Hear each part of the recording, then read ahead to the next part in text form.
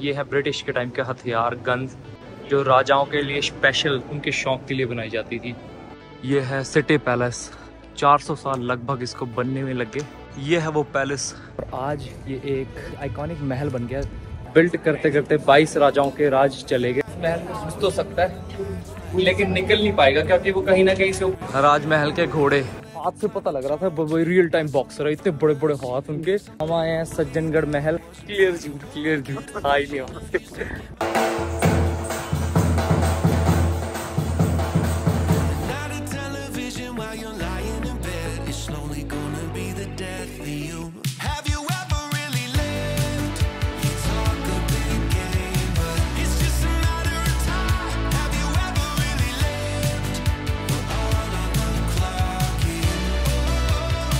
यहाँ से city palace की टिकट मिलती है पर पर्सन 400 रुपीज़ और 400 रुपये की टिकट है, कुछ ज़्यादा एक्सपेंसिव नहीं है। आई थिंक पैलेस में पहले भी गया हूँ, पहले 300 थी, अब उसकी 400 हो गई है। यह सिटी पैलेस और सामने भी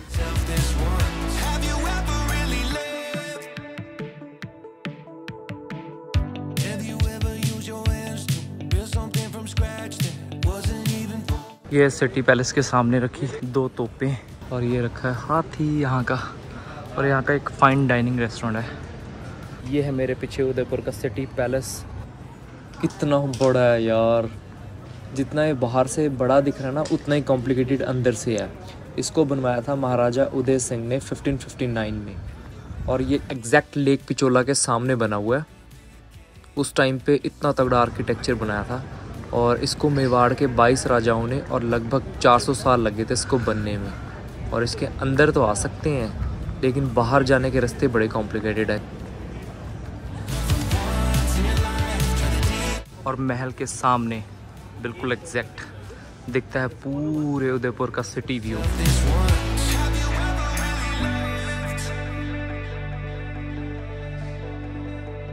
चलो अंदर चलते हैं, अंदर से दिखाते हैं आपको कितना बड़ा है ये है सिटी पैलेस।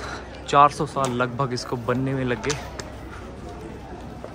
एंट्री करने से पहले हमें एक बड़ी खूबसूरत चीज़ मिल गई, राजमहल के घोड़े। नाम है नागराज। 29 जनवरी 2010 ये है वो घोड़ा। कितना साइज, कितना बड़ा है इनका। ये आई थिंक कोई स्पेशल ब्रीड है जो इनके पास रखी है।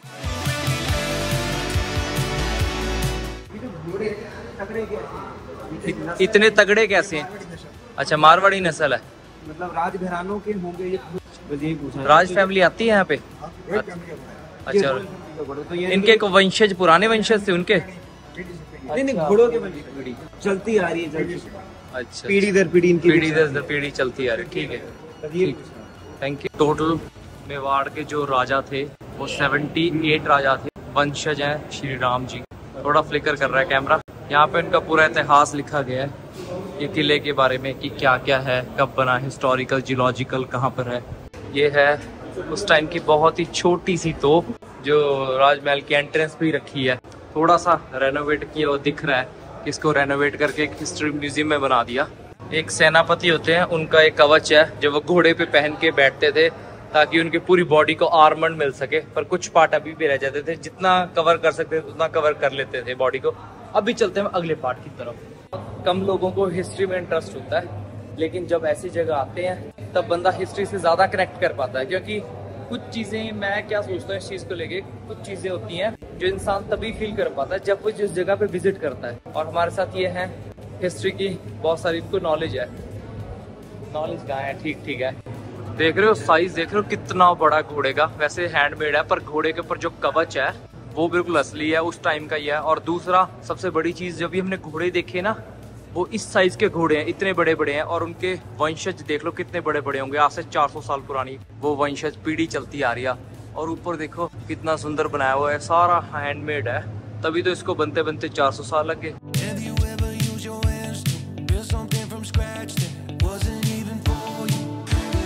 ये इनकी जैकेटें जो हाथ से बनती थी, इतना टाइम लगता है इसको बनाने में, क्योंकि इतना वेट, भारी वेट है इनका। बंदा उठाएगा मेरे ख्याल से एक एक जैकेट का वेट 5-5, 10-10 किलो होगा। और जब घोड़े पे बैठेंगे पूरे अस्त्र शस्त्र के साथ, तो ओवरऑल आदमी का वेट बढ़ जाता है 40 से 50 किलो के आसपास। इतना भारी सामान होता था।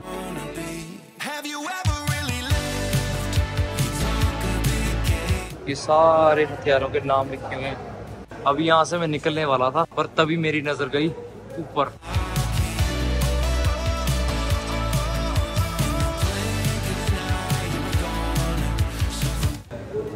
वो होते थे शस्त्र होते थे और बहुत सारी उनकी गन्स होती थी। ये चाकू होता था जो पेट में डाल के उसको ऐसे प्रेस करते थे तो अंदर से खुल जाता था और वापस आता था, सब अंतड़ियां बाहर ले आता था। ये गन्स है सारी उस टाइम की हिस्टोरिकल गन्स।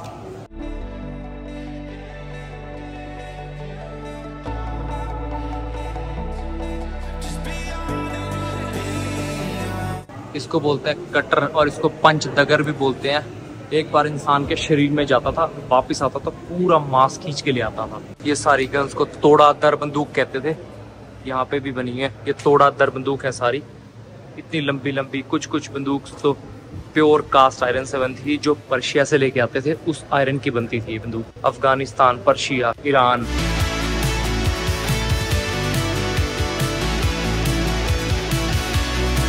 उस टाइम पे भी राजे महाराजे चाकू हथियार से ज्यादा ना, जब धीरे धीरे डेवलप होने लगे तो गनों का ज्यादा इस्तेमाल करते थे, क्योंकि यहाँ पे गनों की तादाद बहुत ज्यादा है। इतनी सारी गन्स हैं कि हर एक गन के अलग अलग मॉडल है। जैसे आज के टाइम पे होती थी वैसी उतनी रेंज। हाँ, जितनी भी लंबी बंदूक होती है तो सबको पता है, वैसे बेसिक है। जितनी लंबी बंदूक होती है उसका उतना होता है कि उतनी लॉन्ग रेंज होती है। वो जैसे आज के टाइम पे स्नाइपर्स होते हैं, दूर से चला देते हैं, उसी तरह ये एक तरह के उस टाइम की स्नाइपर्स हैं। आप इमेजिन नहीं कर सकते 400 साल पहले ऐसी बंदूकें होती थी, उस टाइम पे बना ली थी इन्होंने। और ये हनुमान जी का गदा, अच्छा मेड बाय मेरे ख्याल से चांदी का है। हथियारों का तो अंत ही है, यहाँ पे कोई एंड ही नहीं है, इतने यूनिक हथियार हैं।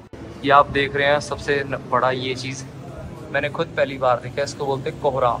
कोहराम मचा देता होगा जंग मैदान में। तो ये हाथी से बना नक्कल जो हाथ में पकड़ते हैं तलवार के ऊपर वाला, ये देखो शेर का बना हुआ नक्कल, बहुत सारे बने हुए हैं।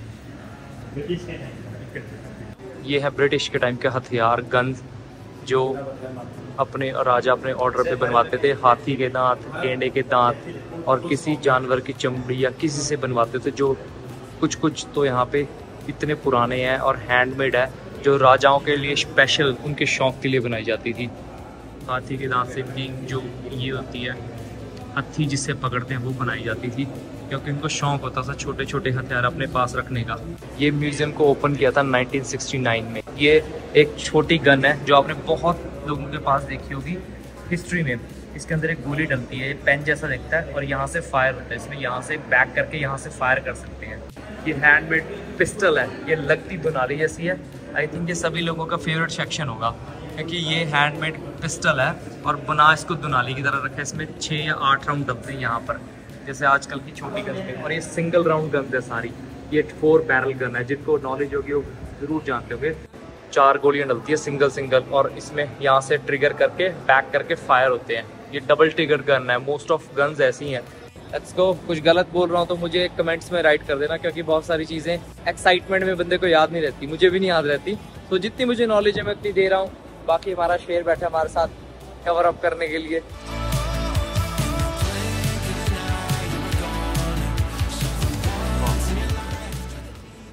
कितना जितना भी आर्ट वर्क करा हुआ है सारा हैंडमेड है, और 1932 में हैंडवर्क हुआ था, सारा मेड बाय मार्बल। जो इंग्लैंड से भी, हाँ, जितनी आप मोस्ट ऑफ टाइल्स देख रहे हैं ये सारी इंग्लैंड, यूरोप, फ्रांस, वहाँ से इंपोर्ट करके लगाई गई हैं। और ये सिंगल मेड मार्बल से बनी है, ना कोई इसमें जोड़ है ना कुछ है। गणेश जी की मूर्ति जैसे मैंने नीचे भी दिखाई थी आपको चांदी की, तो वो सारी हैंडमेड है। और ये है इस म्यूजियम के फाउंडर, जिन्होंने ये स्टार्ट किया था 6 जून 1921 में इनका जन्म हुआ था, और इनकी डेथ हुई थी 3 नवंबर 1980 में। महाराणा श्री भगवत सिंह मनावर फ्रॉम। बाहर निकलते ही, यहाँ से अंदर निकलते ही वही राजस्थानी आर्किटेक्ट जो मैंने आपको बताया था होटल में था हमारे, कि आसे पासे सारे घर बनाते थे और बीच में ओपन रखते थे, ताकि सारे कमरों में वेंटिलेशन रहे और सारे कमरों में सनलाइट की रोशनी आए।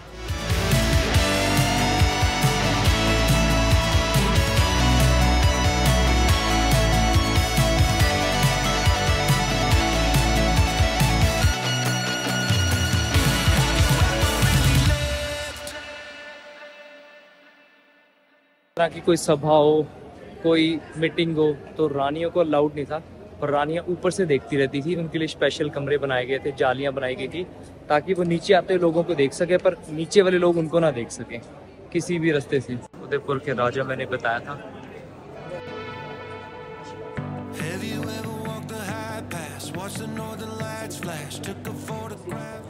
लक्ष्य राज मेहरावर उदयपुर, लक्ष्य राज मेहरावर।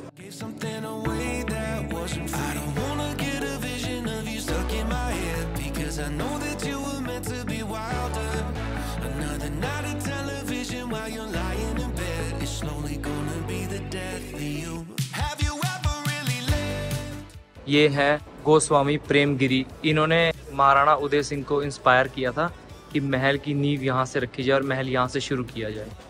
चलो आगे चलते हैं। ये महल में छोटे गेट सारे जगह इसलिए बनाए जाते थे, जो भी महल के अंदर तक घुस जाए वो एकदम से अंदर आ ना पाए, झुंड में ना पाए, एक एक करके आना पड़े। और राजा का जो सेना का होता था वो यहाँ खड़ा होता था, ताकि कोई गर्दन लेके घुसता है गर्दन एकदम से काट दी जाए, इसलिए बनाए जाते थे। ये हर जगह ही ऐसे छोटे छोटे गेट बनाए गए हैं ताकि कोई भी आदमी एकदम से झुंड में ना आ सके, पूरे एक बंदे की जगह, ताकि एक बंदा ही अंदर आ पाए और राजा के जो सिपाही थे वो खड़े होते थे ताकि वो किसी की भी गर्दन काट सके अगर कोई खुफिया तरीके से महल में घुस जाए तो। और छोटी जगह इसलिए ताकि लड़ाई आसान हो सके और कभी राजा को कहीं जाना है तो एक खुफिया रास्ते बनाए गए थे ताकि राजा वहां से इजीली कहीं भी जा सके और किसी को पता ना लगे। You know that.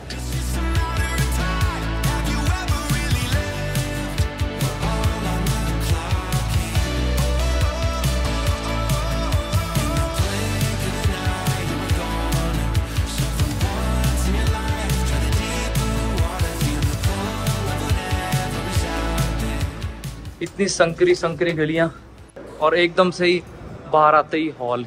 ये शीशे हर जगह हर एक महल में लगे होते हैं।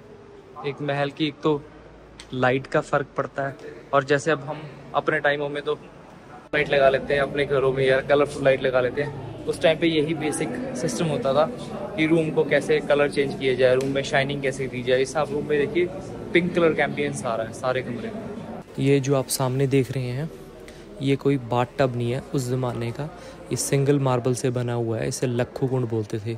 जब कोई राजा की ताजपोशी होती थी या कोई राणा बनता था, राजा बनता था, तो उसको इसमें बिठाते थे और 1 लाख चांदी के सिक्के रखते थे, इसलिए इसका नाम पड़ा लक्खू कुंड।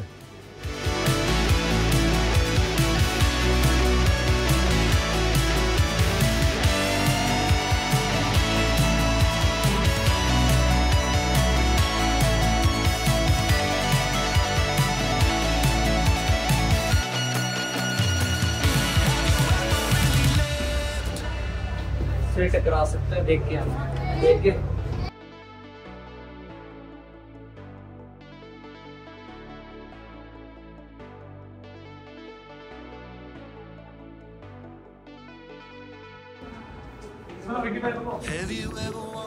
ये पूरा हाथी दांत का बना हुआ दरवाजा है। पुराने टाइमों में हाथी के दांत से बनाया जाता था। उस टाइम पे यही सबसे महंगी ज्वेलरी होती थी।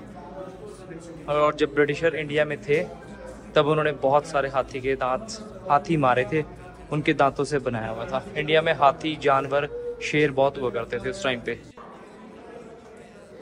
ये है मोती महल। इसको महाराणा करण सिंह ने 1620 में बनवाया था रानियों के लिए। दीवाने आम में जितने भी प्रोग्राम होते थे, दिवाली का, होली का, तो महारानियाँ यहाँ से इसको देख सकती थी, पर नीचे से ऊपर कोई नहीं देख सकता था।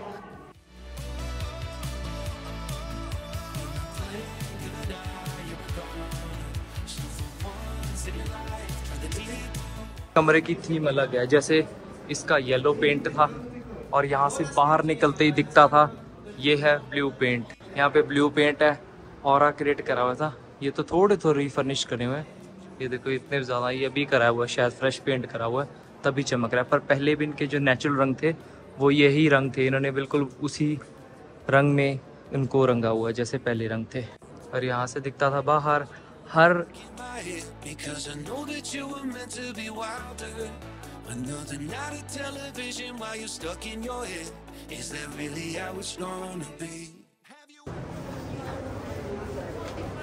महल के अंदर का बाहर का दिखता है। यहाँ से सारा जयपुर दिखता है। ये महल एक पहाड़ी पे बना हुआ है। यहाँ से दिखता है पूरा दीवाने आम।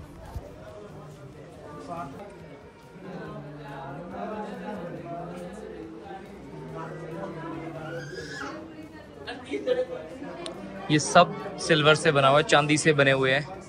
और यहाँ पे दीवान सजता था। और ये देखो ईस्ट इंडियन, जब अपने राजा शेर पे शिकार पे जाते थे तो शेर मार के रखे रहा हुआ है। ये थे महाराजा भूपाल सिंह, जो 25 साल की उम्र में पैरालाइज हो गए थे क्योंकि बचपन में घोड़े से गिर गए थे। और ये थे जो राम जी के बेटे लव हैं, उनके सारे वंशज हैं, उनके वंशज हैं ये आगे।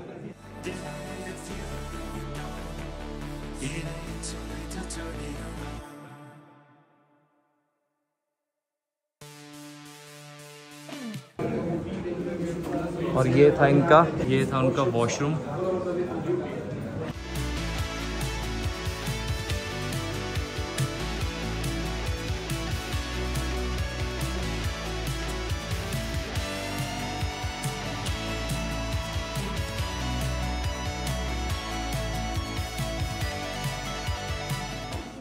ये था वो सोने का सूरज जो भूपाल सिंह ने 1930 से 1955 के बीच में बनवाया था। ये पूरा मेड इन गोल्ड है।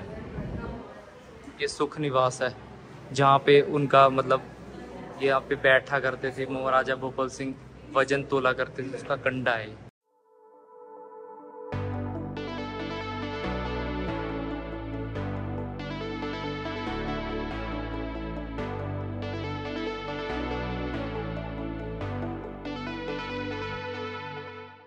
महलों में एक चीज नहीं पता लगती कि सडनली कोई दरवाजा आ जाता है और वहां से वे आउट बना रखा है।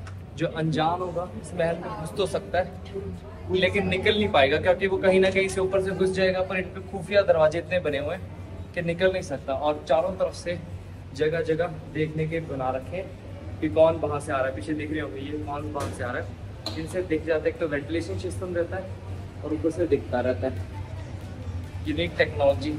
उस टाइम पे भी साइंस थी पर वो साइंस को हम आज समझ पा रहे हैं, जो हम आज यूज़ कर रहे हैं। उन टाइमों में राजा महाराजाओं के जो राजपूताना आर्किटेक्ट हैं तो उन्होंने पहले ही समझ लिया था।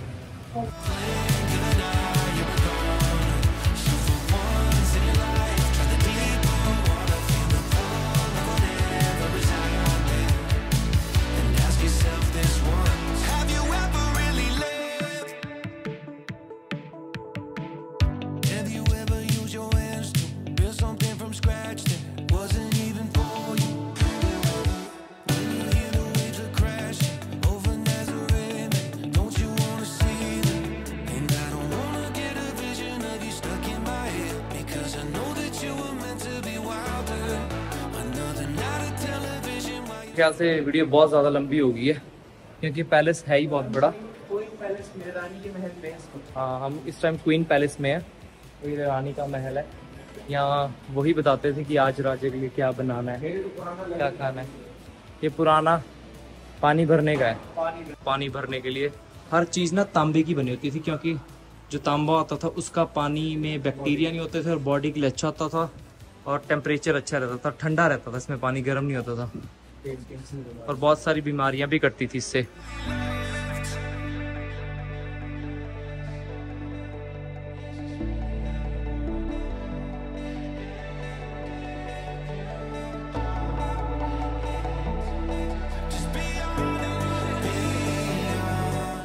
हम जा रहे हैं जो यहाँ के वो थे बाजे होते थे उस टाइम पे, हारमोनियम, उनके म्यूजिक इंस्ट्रूमेंट जो लगभग 100 साल पुराने हैं उस सेक्शन में।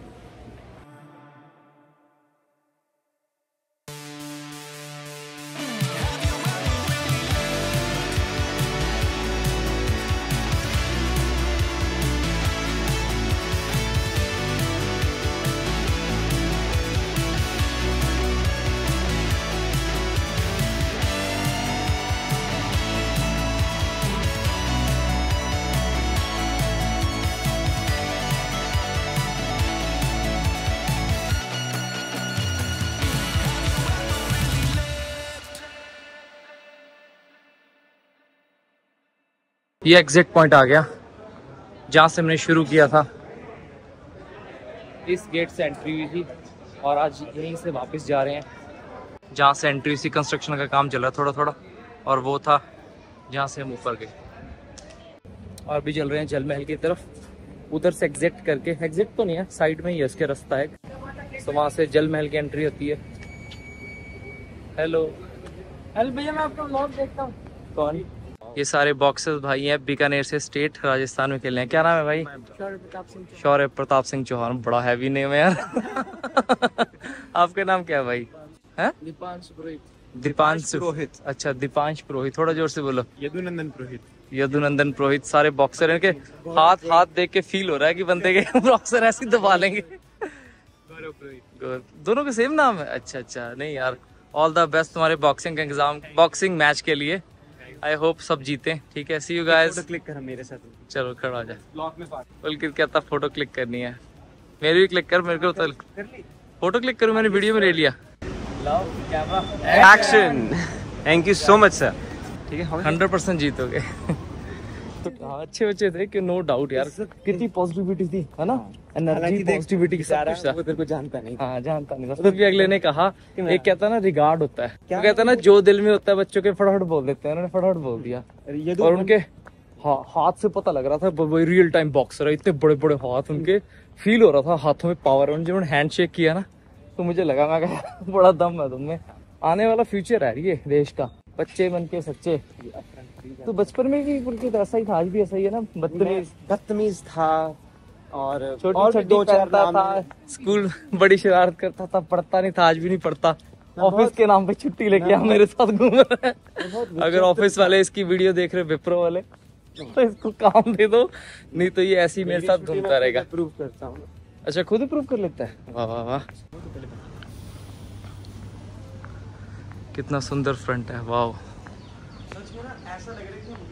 हाँ मैंने कहा था ना तुझे, ऐसे फीलिंग आती है यूरोप जैसे।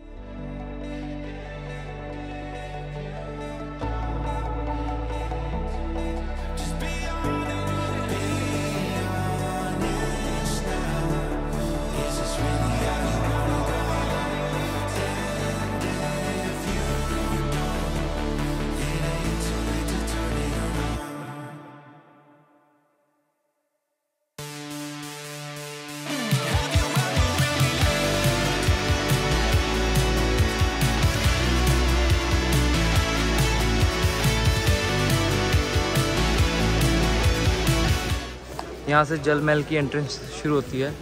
यहाँ से जल महल के लिए बोट मिलेगी, उधर से मिलेगी।